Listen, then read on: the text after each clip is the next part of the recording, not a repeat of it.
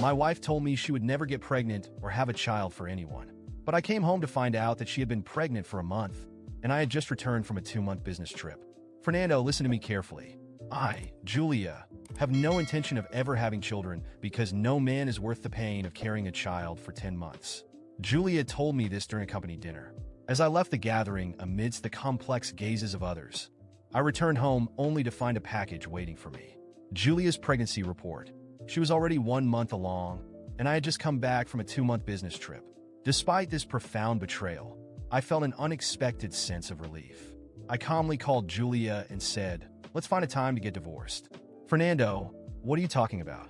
Just because I won't have kids for you, you want to divorce me?" Her voice dripped with disdain. "Julia, look at this little sock. Shouldn't we get it for our baby?" A soft male voice chimed in.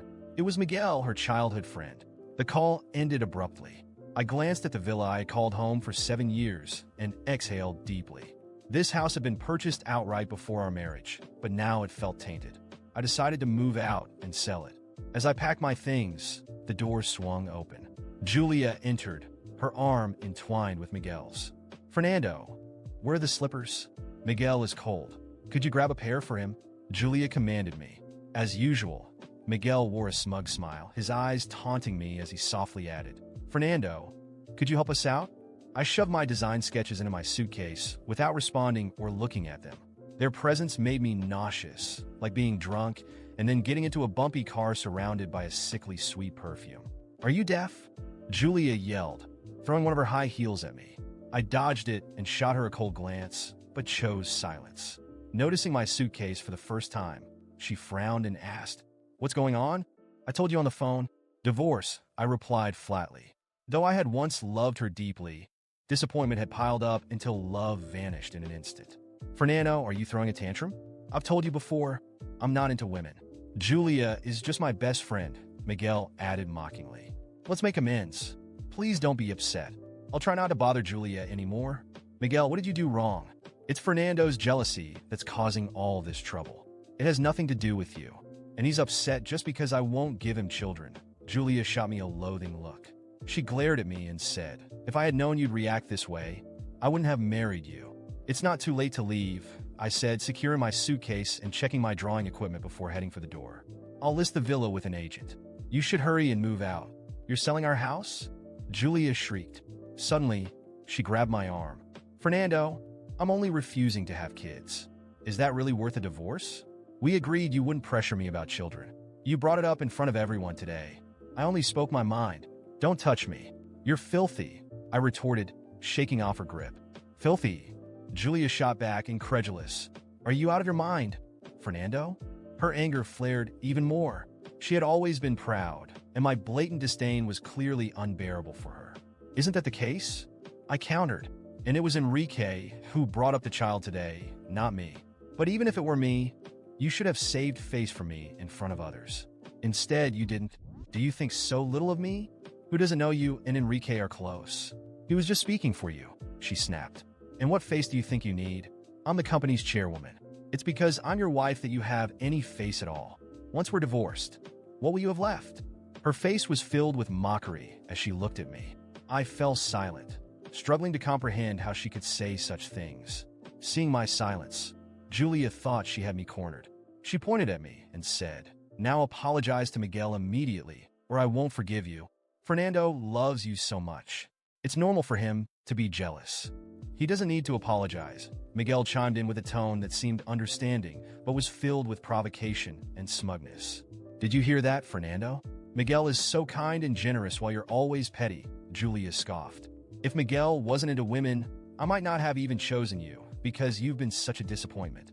When I remained silent, Miguel added in a whiny voice, "All right, Julia, don't be too hard on Fernando. Here's what, I'll apologize to him. If he still isn't satisfied, I'll even kneel down and apologize." To my surprise, he actually knelt before me. "Fernando, it was all my fault," he said through tears. "Although I don't like women, I'm still a man in others' eyes.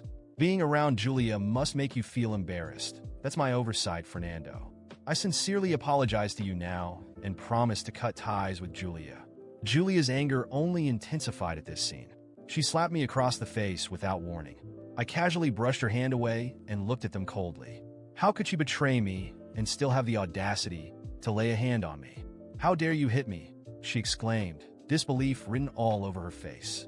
I met her gaze silently and said, Julia, I've been away on business for 2 months while you've been pregnant for 1 month with someone else's child. I really want to know where you get the nerve to bark at me like this. As I spoke, I slapped the pregnancy report against her face. Her complexion drained instantly. Panic filled her eyes, but in a heartbeat, her expression hardened. Fernando, I'm your wife. How dare you investigate me? Don't you trust me at all? She shouted. You're pregnant with someone else's child and can still say that? You really are something. I couldn't help but laugh in disbelief. And just so you know, I never investigated you. This pregnancy report just arrived by courier. Miguel cried out, Julia, maybe I filled out the wrong address. That's why Fernando got angry. It's all my fault? It's not your fault, she snapped back at him. This isn't even a big deal. You shouldn't be angry over something like this. She turned her cold stare back to me and said, Fernando, it's your own filthy mind that sees everything as dirty. How could she blame me for being dirty when she was carrying another man's child? Her shamelessness only deepened my disgust. When I found out, I felt a mix of anger and unexpected relief. The truth was I no longer loved her, so her betrayal didn't sting as much as it might have. But Julia's shameless attitude truly infuriated me. So tell me, where exactly am I being dirty? I asked seriously. Julia shot back, the baby in my belly is Miguel's. But we didn't do anything, it was artificial insemination. So what? I nearly laughed at her absurdity. What do you mean, so what? I pressed. Fernando, don't you have any compassion?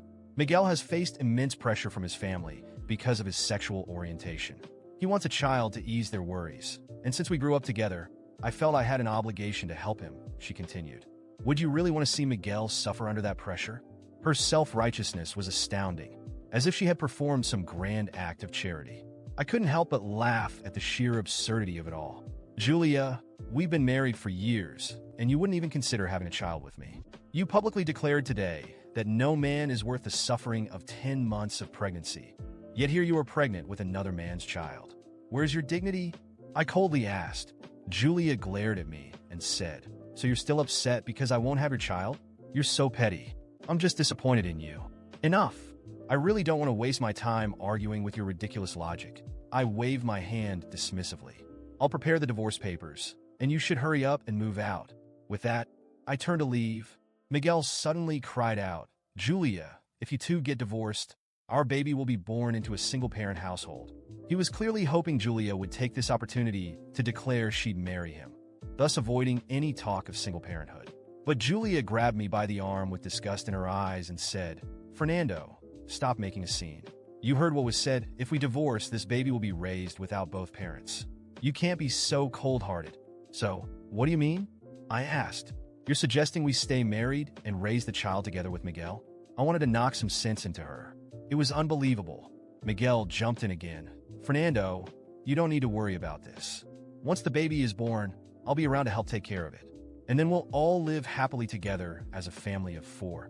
I couldn't help but laugh again in disbelief. Miguel nodded earnestly. Fernando, isn't that a good thing? Good? Are you out of your mind? Julia has no brains. Do you think I'm an idiot too? What normal man would allow his wife to carry another man's child? I scoffed and shrugged off Julia's grip as I headed for the door. Fernando, that's so rude. How can you talk like that? Julia rushed after me. I turned to give her a cold look and said flatly, Julia, we're adults here. Let's keep some dignity and sort out this divorce quickly. Then I stepped back toward Miguel and looked at his pretentious face before throwing a punch that sent him crashing to the floor, blood pouring from his nose. That punch was a warning. Stay out of my way, I warned him. If I were you, I'd focus on living with Julia the trash instead of bothering me. As I turned to leave again, Julia shouted after me, Fernando, you've lost your mind. How can you hit someone? And who are you calling trash? I'm still your wife. Julia lunged at me in one swift motion, but I slapped her across the face hard enough to send her sprawling to the ground. Listen closely, Julia. When I loved you, there were many things I could tolerate. But now that I've stopped loving you, think carefully about yourself and remember how we got together in the first place. Julia seemed unable to believe that I would actually hit her. But as she looked into my eyes and saw my resolve, panic flickered across her face. After leaving the villa, I drove to the spacious apartment near my company. I had purchased this place some time ago, but rarely stayed here. After a quick tidying up, I dove into work. The company was currently handling a massive project, and the blueprints were in the final stages. They needed to be completed urgently. In the past, Julia might have affected my mood and hindered my ability to work. However, with her absence, I felt a sense of relief. I pushed through until midnight, finishing the final touches on the project. After a few hours of sleep, I headed straight to the office. Such a significant project required the final design draft to be presented at the board meeting. In the conference room, while discussing project issues with the board members, the door was suddenly flung open. Julia stormed in with Miguel and a dozen security guards. Miguel was dressed in a well-tailored suit, no longer appearing effeminate. His face radiated smugness. "Fernando, you're fired. Leave now." Miguel pointed at me as if I were a dog being shooed away. My laugh was nearly uncontrollable as Miguel pointed at me, declaring my dismissal as if he were on a theatrical stage. The meeting room, previously silent, now filled with confused looks and murmurs.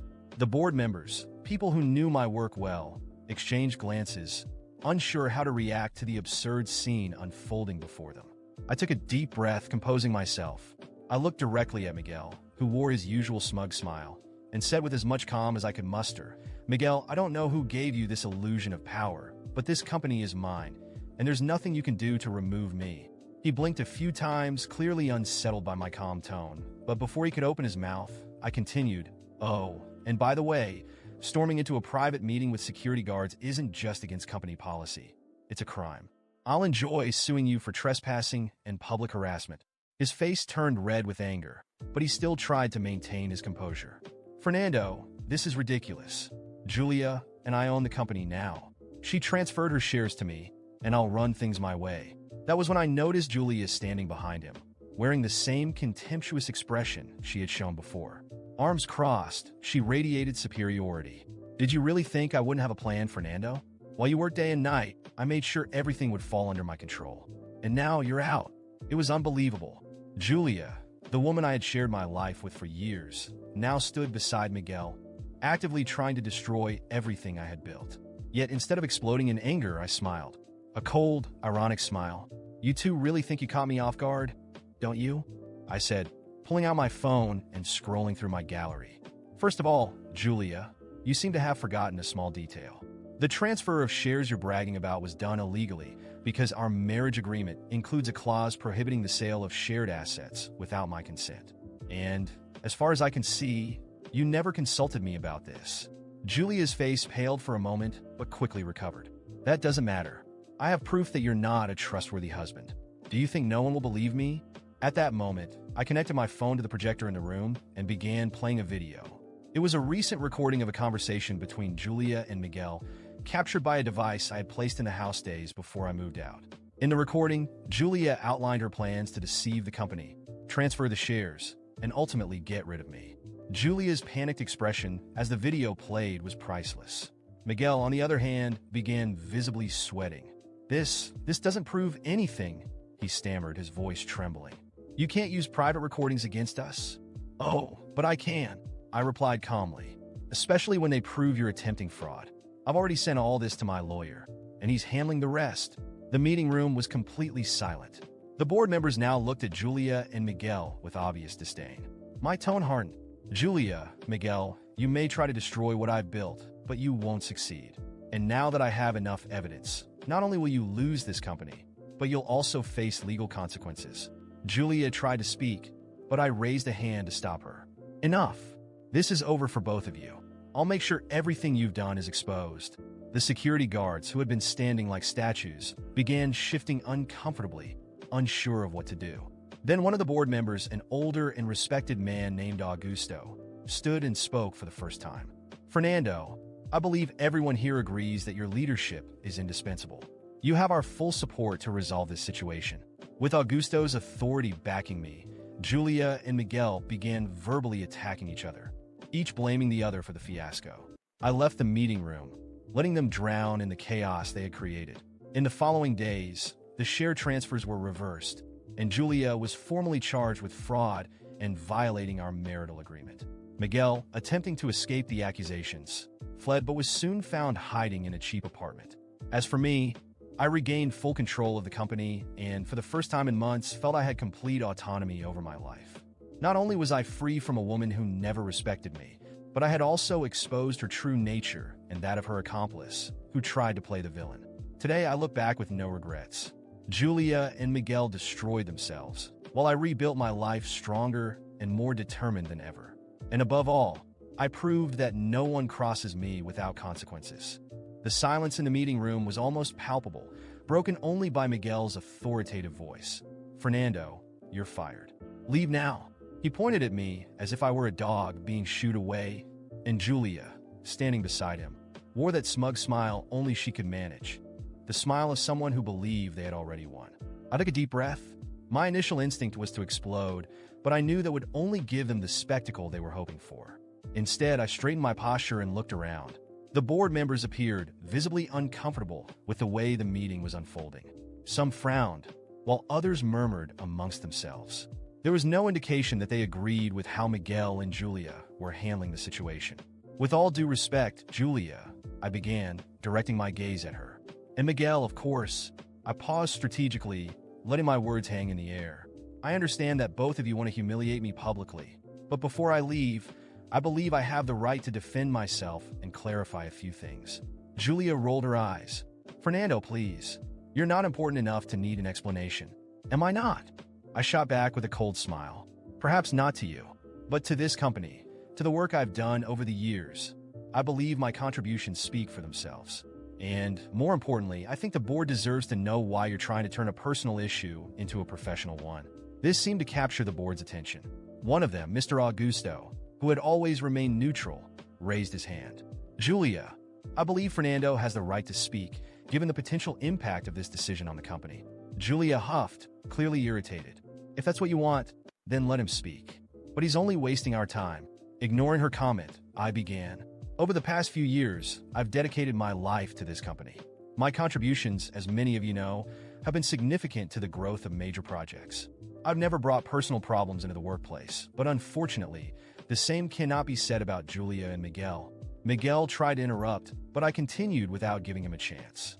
"What's happening here has nothing to do with my performance or my professional conduct. This attempt to fire me is a personal retaliation.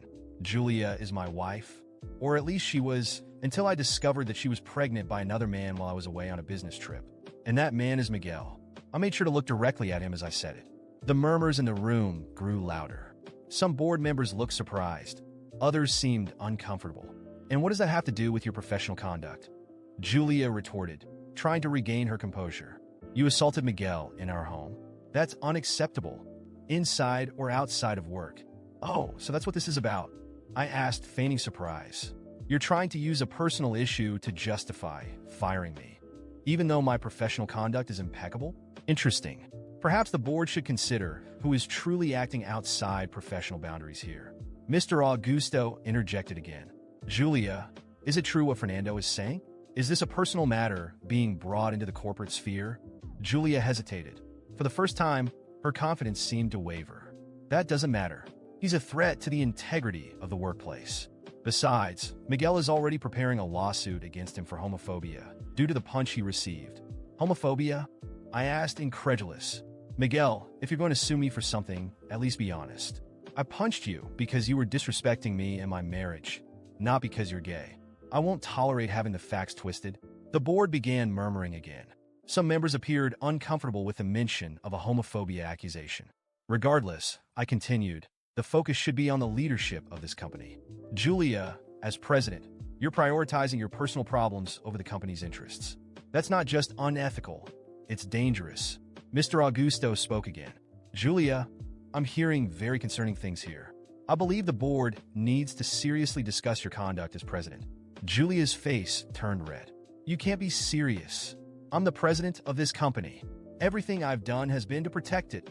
And bringing security guards into a board meeting? Trying to fire a respected employee for personal reasons? Does that seem like protection to you?" Augusto shot back. The vote was swift. The majority of the board decided to remove Julia from her position as president, for the good of the company. She stormed out of the room, furious, dragging Miguel behind her. Miguel, for his part, couldn't stop throwing angry glances my way. In the following days, Miguel's lawsuit for homophobia was officially filed, but with the evidence I had gathered and the witnesses who supported me, the case was quickly dismantled. The court not only dismissed the accusations, but also highlighted that the attempt to use a personal conflict to defame me was, in itself, an abuse of the judicial system. Miguel left the courtroom humiliated, and the impact of his defeat resonated both inside and outside the company. Meanwhile, Julia's departure left the presidency vacant, and the company needed someone capable of restoring stability after weeks of scandals. The board members, aware of my track record of contributions and the professional manner in which I had handled the situation, began discussing a definitive solution. It was during an extraordinary board meeting that my life took an unexpected turn. Mr. Augusto, who had shown himself to be my ally from the beginning, took the floor. Ladies and gentlemen, it is undeniable that Fernando has demonstrated integrity, competence, and commitment to this company, even amidst a storm of personal issues unjustly brought into the workplace. I propose that he be appointed as the next president. The proposal was met with nods of approval and praise. Several board members mentioned specific projects I had led and how my conduct, even in the face of adversity, had been exemplary. The vote was unanimous. When my appointment was announced, I was speechless for a few moments. I deeply appreciate the trust you all have placed in me, I said, trying to hold back my emotions. I promise to repay it with dedication and results.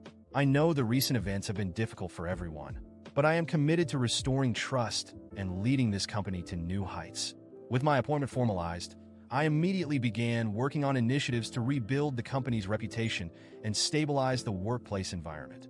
I restructured teams, implemented stricter ethics policies, and created a safe channel for employees to report issues without fear of retaliation. Miguel attempted to maintain a presence in the company for a while, but his credibility was shattered, and he eventually resigned a few months later. Julia, on the other hand, disappeared from the corporate scene and never again attempted to interfere in my path. Today, looking back, I feel a mix of gratitude and satisfaction. Gratitude for those who believed in me when everything seemed lost, and satisfaction for having won in a fair and just manner. Now, as president, I work every day to ensure that no one else goes through what I endured and to help the company thrive based on solid values and mutual respect. If this experience taught me anything, it is that integrity and truth always find a way to prevail. Months had passed since everything unfolded, and my life had finally found its rhythm. The company was thriving under my leadership, and the peace I had longed for had settled in. Julia and Miguel were nothing more than a closed chapter, or so I thought. I truly believed I would never hear about them again, until one day, I received a message from a former colleague. Fernando, you won't believe what just happened. Julia and Miguel are caught up in an even bigger scandal. Curious, I replied immediately, asking for more details. That's when he told me. Julia's baby had been born, but a few months later, she decided to betray Miguel, and the situation had become very public. The most absurd part? She was now suing Miguel, demanding child support for the baby. When I heard this, I couldn't stop myself from bursting into loud, genuine laughter. It was almost unbelievable that the same woman who had schemed so much to bring me down was now tearing apart her own accomplice. Her move was direct and ruthless. She had used Miguel just like she tried to use me, and in the end, he faced the same fate she had planned for me: total humiliation. It was a strange but deeply satisfying feeling. The revenge I didn't even have to plan turned out to be much sweeter than anything I could have imagined. Watching Julia and Miguel destroy each other was, without a doubt, far more gratifying than the day Julia was removed from the presidency. It was the ultimate proof that the universe has a delightfully ironic way of delivering justice. I laughed a lot that day. Then, I returned to work with a smile that didn't fade for hours. After all, some battles are best won by simply watching from a distance.